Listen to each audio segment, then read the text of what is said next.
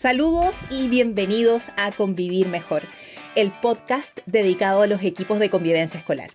Soy Daniela Campos Pereira, abogada, máster en prevención de violencia de género y estoy a cargo del área normativa del curso de convivencia escolar de Adagio Capacitaciones, y en cada episodio te estaremos entregando información útil y práctica para colaborar en la gestión de la convivencia escolar desde una perspectiva con enfoque en derechos y respeto a la normativa vigente. Nuestro objetivo es brindarles a través de los distintos episodios herramientas y conocimientos de forma gratuita que les ayuden a crear ambientes bien tratantes y respetuosos en sus comunidades educativas. Este podcast es un recurso gratuito de Adagio Capacitaciones, un organismo técnico de capacitación certificado bajo norma de calidad 2728.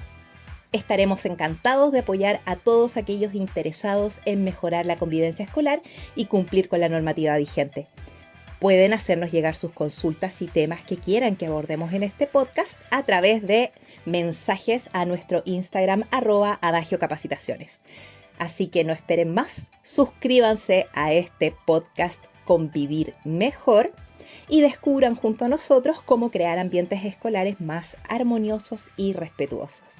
Gracias por acompañarnos en este viaje de aprendizaje y transformación. Muy bienvenidos a todos los que nos siguen y escuchan en este podcast de Convivir Mejor, y especialmente a aquellos que nos hicieron llegar sus dudas, inquietudes, consultas respecto a la resolución 586 de la Superintendencia de Educación, que es el tema que nos convoca hoy. Vamos entonces a iniciar con un poco de contexto, porque la Ley 21.545 otorga a la Superintendencia de Educación la facultad de dictar normas e impartir instrucciones para asegurar el cumplimiento de sus disposiciones en el ámbito educacional. La resolución 586, que crea la circular, es el instrumento normativo que la Superintendencia de Educación utiliza para cumplir con esta facultad. Para aquellos y aquellas que quieran profundizar más en el tema de la Ley 21.545, recordarles que tenemos un episodio especial en nuestro podcast dedicado a esa normativa, pero hoy día, como ya les adelantaba, vamos a revisar la resolución 586, que aprueba la circular que imparte instrucciones referidas a la promoción de la inclusión, la atención integral y la protección de los derechos de párvulos y estudiantes con trastorno del espectro autista. Recordarles también que en Adagio Capacitaciones contamos con un completo curso respecto a la Ley 21.545 y también respecto a esta circular. Vamos entonces a revisar las obligaciones y vamos a revisar en detalle los 7 puntos que señala en cuanto a las obligaciones. La primera obligación que estarían en necesidad jurídica de cumplir los establecimientos sería respecto del acceso a la educación. En el caso de los establecimientos que perciben subvención o aportes del Estado, las reglas referidas a la admisión de estudiantes se encuentran expresamente consagradas en la Ley de Subvenciones y el decreto 152 del año 2016 del Ministerio de Educación, que precisamente regulan el sistema de admisión escolar SAE. Sobre este punto, la normativa vigente autoriza a un estudiante con necesidades educativas especiales que requiere apoyos de carácter permanente a postular a cualquiera de los establecimientos que comprende este sistema a través del procedimiento de admisión regular, pudiendo incluir establecimientos con o sin programa de integración escolar o PIE. Una vez que opera la asignación del establecimiento educacional al estudiante de acuerdo a los procedimientos que rigen el SAE, este no podrá negarle la matrícula aludiendo la presencia de algún tipo de necesidad educativa especial o que requiera apoyos de carácter transitorio o permanente. En estos casos, el establecimiento debe proceder a matricularlo y tomar las medidas tendientes a su inclusión. Ahora bien, tratándose de establecimientos particulares pagados, sus procesos de admisión deben asegurar a partir del primer nivel de transición que al menos el 5% de los cupos sean prioritarios para párvulos y estudiantes con discapacidad o necesidades educativas especiales permanentes, siempre que se presenten suficientes postulaciones, lógicamente, para cubrir esos cupos. Esto no obsta que en caso de presentarse más postulaciones, el porcentaje de estos alumnos o alumnas que sean admitidos pueda ser incluso mayor. Y como una forma de garantizar la equidad del sistema educativo, estos establecimientos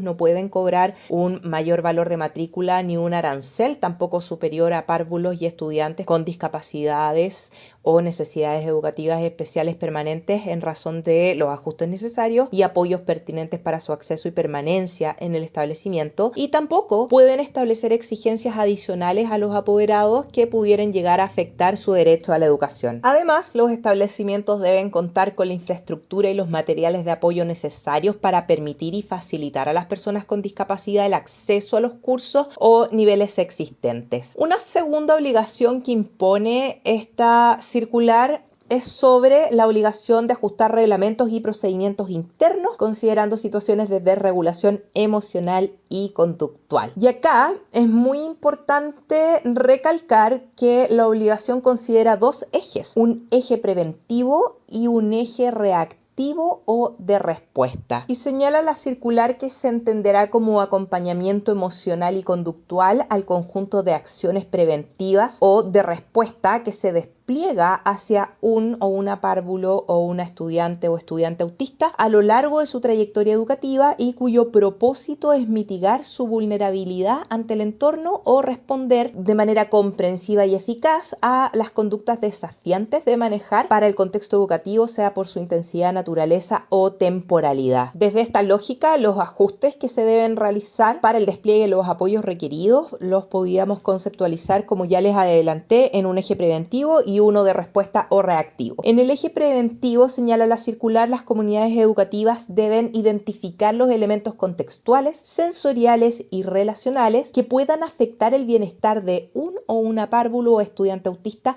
en el espacio educativo con el propósito de precaver episodios de desregulación emocional. En cambio, en el eje de respuesta o reactivo, la comunidad educativa debe planificar las acciones a desplegar en la respuesta a situaciones de mayor vulnerabilidad emocional manifestadas por parte de un o una estudiante o párvulo en el espacio educativo y que pueden gatillar o que gatillen conductas desafiantes para su manejo, dada su naturaleza, intensidad o temporalidad. Esto supone contar con dos instrumentos de gestión que permiten, dice la circular, operativizar los apoyos requeridos, siendo uno de carácter específico y otro de carácter general. Entonces, tenemos el plan de acompañamiento emocional y conductual. Y este plan debe ser personalizado y además debe ser trabajado con la familia, indica la circular. Y por otra parte, se le exige a los establecimientos un protocolo de respuesta y atención a situaciones de desregulación emocional y conductual con niños, niñas y estudiantes en el espectro autista. Y este protocolo permite asignar responsabilidades, orientar las actuaciones y definir las respuestas concretas ante desregulaciones emocionales y conductuales en el contexto educativo. Y esta circular además señala el mínimo contenido de este protocolo. Y en este punto me parece muy relevante señalar, en base al principio de participación,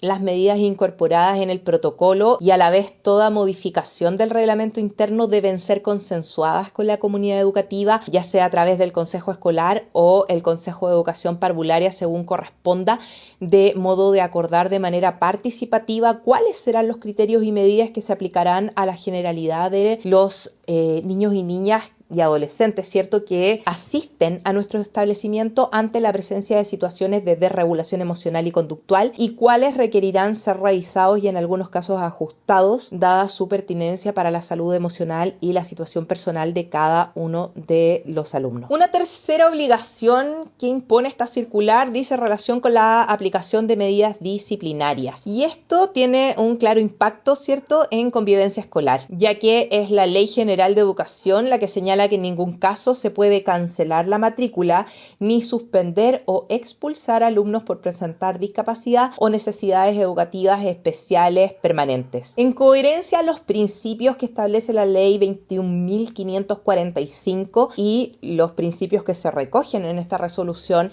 586, ningún establecimiento educacional podrá adoptar medidas disciplinarias que se funden directa o indirectamente en el hecho de presentar discapacidad o necesidades educativas especiales de carácter permanente o transitorio, porque eso supone una discriminación arbitraria y eso se encuentra prohibido por la normativa educacional. Esto no significa que no podemos imponer medidas formativas, pedagógicas o incluso disciplinarias, siempre y cuando no puedan asociarse en su origen a la condición del estudiante. Con relación al principio de proporcionalidad, los establecimientos deben preferir la adopción de medidas de carácter formativo por su pertinencia para la salud emocional y la situación personal de los estudiantes, y eso no implica consentir o justificar una conducta desadaptativa, señala la circular. Y además hace hincapié que es muy importante priorizar la realización de acciones formativas con carácter preventivo que permitan mantener y fortalecer la buena convivencia escolar. Una cuarta obligación, y acá es un deber derecho, es el de la concurrencia del padre, madre, apoderado, tutor legal ante emergencias respecto a la integridad del párvulo o estudiante. Y acá señala la circular que no estamos hablando de situaciones habituales, sino que de situaciones muy excepcionales que ocurren en el contexto escolar y que surgen de la interacción entre el entorno y el estudiante o párvulo, ante el cual se requiere el despliegue de medidas extraordinarias. Deben estar contenidas en el reglamento interno del establecimiento y se requiere entonces el acompañamiento de este adulto. El objetivo entonces es prevenir o mitigar un riesgo significativo de afectación a su bienestar físico, emocional o social que pudiera ser agravado por la ocurrencia de conductas autolesivas o heterolesivas, vinculadas a la imposibilidad de regular sus impulsos de manera autónoma ni con el apoyo del equipo designado para este fin por el establecimiento educacional. En estos casos entonces, de la manera más expedita, señala la circular, deberá el establecimiento comunicarse con la familia y solicitar entonces que puedan trasladarse al establecimiento para realizar la contención y la regulación emocional del niño o niña o adolescente que está viviendo esta situación,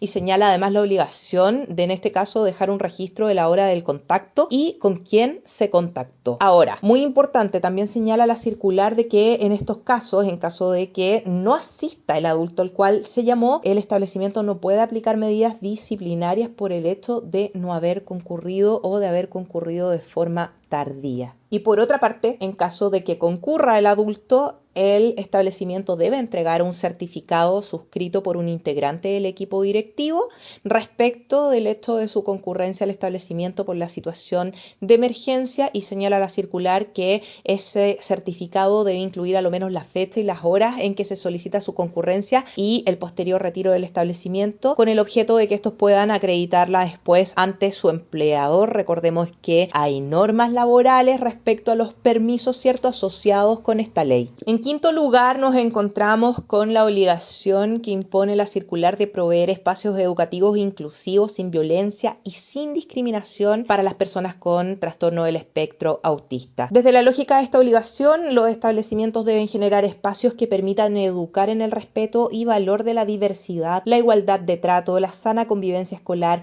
la valoración y la visualización de las diferencias y la erradicación de todo tipo de violencia física y psicológica, a fin de hacer de la escuela un lugar seguro y de encuentro entre personas distintas. Es por ello que tienen el deber de promover y propiciar una sana convivencia escolar para todos los miembros de la comunidad educativa, entendiéndose por esta la coexistencia armónica de los miembros de la comunidad educativa, que supone una interrelación positiva entre ellos y permite el adecuado cumplimiento de los objetivos educativos en un clima que propicia el desarrollo integral de los párvulos y los estudiantes. Y esta obligación también trae aparejada la necesidad de que, en virtud del principio de diversidad, los establecimientos deben promover la formación ciudadana, pero también deben observar lo dispuesto en la circular sobre la aplicación de los principios de no discriminación e igualdad de trato en el ambiente educativo, y de esta manera contribuyen a una buena convivencia escolar, ya que justamente entre los motivos prohibidos de discriminación en el contexto educativo se encuentran la discapacidad y las necesidades educativas especiales. Un punto muy relevante es que para permitir el progreso de los procesos de enseñanza y brindar una atención y educación adecuada, oportuna e inclusiva, los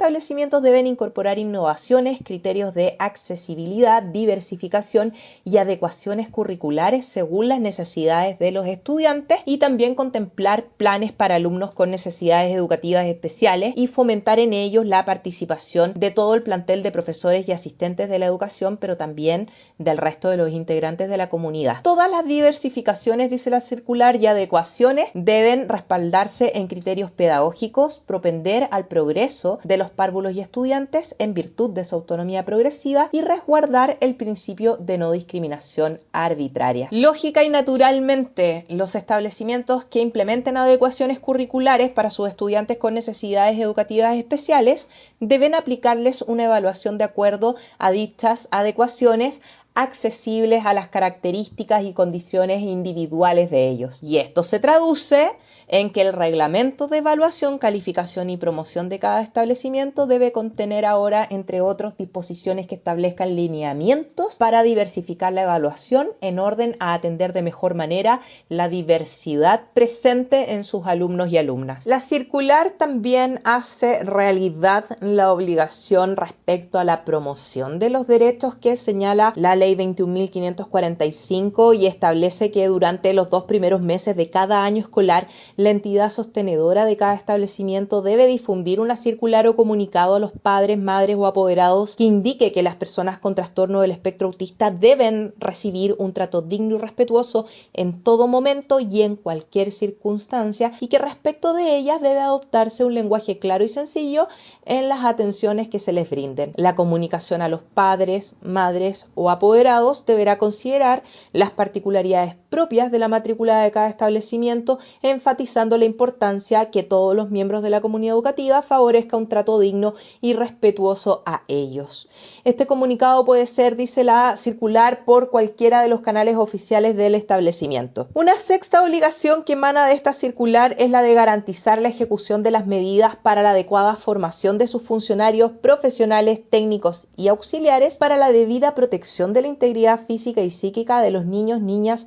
adolescentes y personas adultas autistas. Estamos hablando acá de la necesidad de generar instancias de capacitación para garantizar el derecho de los párvulos y estudiantes con trastorno del espectro autista a recibir una atención y educación adecuada, oportuna e inclusiva, así como a que se respete su integridad física y moral. Y entonces los establecimientos se ven en esta obligación de capacitar a todos sus funcionarios. ¿Cuál debiese ser el resultado de esa capacitación? Es que el personal, los funcionarios, tengan después de ella las competencias para actuar frente a descompensaciones emocionales y conductuales que puedan sufrir los párvulos y estudiantes, de manera entonces que tengan y cuenten con herramientas para diversificar su enseñanza en función de sus necesidades y desplegar un acompañamiento emocional y conductual pertinente que le permita a niños, niñas y adolescentes con neurodivergencia la gestión progresiva de sus emociones. Y de la misma manera se espera que tengan las competencias necesarias